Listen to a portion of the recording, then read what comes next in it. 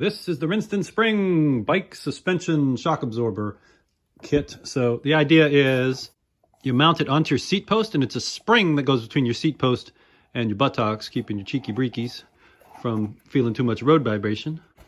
So this was a result of a Kickstarter campaign by this guy named Uri Kupitska.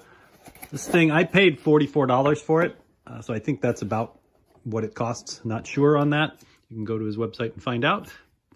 So the idea is pretty simple, but they said they took 2 years to develop this spring, like to find the exact spring tension for it to be perfect. And if you want very little bounce, you set it towards the zero end. And if you want to bounce hard, you set it to the higher number. And then you want to keep the top and bottom numbers close to the same while you're doing that. And then you can tune it as needed.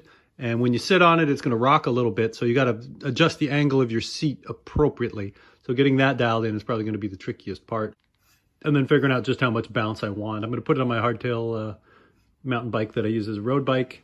And I just want it to smooth out the bumps on my butt when I'm pedaling. How much does it weigh, you say? Let's find out. Hello. That's 12 ounces or 340 grams. So it weighs as much as a beer. There you go. So in the installation process, the only thing I'm going to do is get an idea of where my old seat position was, just because I'm so used to it. So I just take a 2x4, put it parallel with the seat tube, and then I've marked where the seat rail is going to be. So when I install the Rinsten Spring, I'm going to have the new seat height be the same as the old seat height. And then I just have to adjust the tilt based on how much it's going to bounce when I'm sitting on it. My advice on setup would be, if you're a heavier person, set it closer to the front, and if you're lighter, set it closer to the back. If I have it set on 7 and I sit on it, it bottoms all the way out. So here's the angle I ended up with. So you notice the bike being level, the seat is way slanted down, and then when you sit on it, your weight levels it out. So it really takes a while to figure out what your optimum angle is, because it is going to bounce up, and if it bounces up too high, it's going to be painful.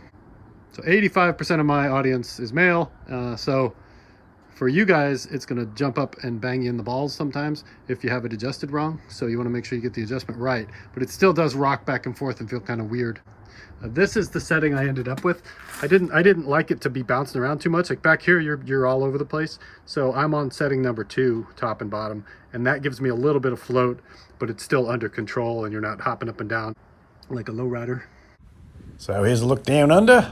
So you can see it is floating around and bouncing up and down. And I even generated a bit of a bounce when I was just trying to pedal on a relatively smooth surface. So it moves around a lot. I think maybe on a beach cruiser, this would be a little bit more comfortable, especially if you're sitting up straight and not leaning forward too much, as opposed to being on a bike where you're trying to go fast and used to having just a set seating position. So I found it kind of weird, and I don't know if I'm going to keep it, but this is what it looks like when I'm riding around in a parking lot going over speed bumps.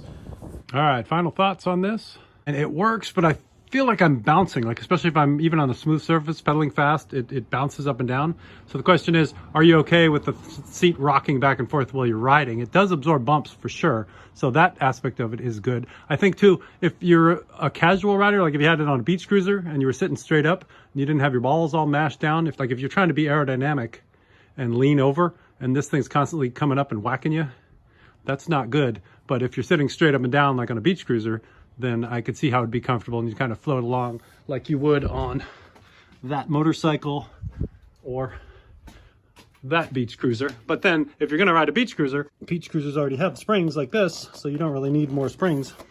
And being on a seat that rocks back and forth while you're sitting on it is pretty weird as well. I mean, I think if you measured the energy, there's probably some energy loss there if you're an energy freak, and I think I'm probably going to end up taking it off the bike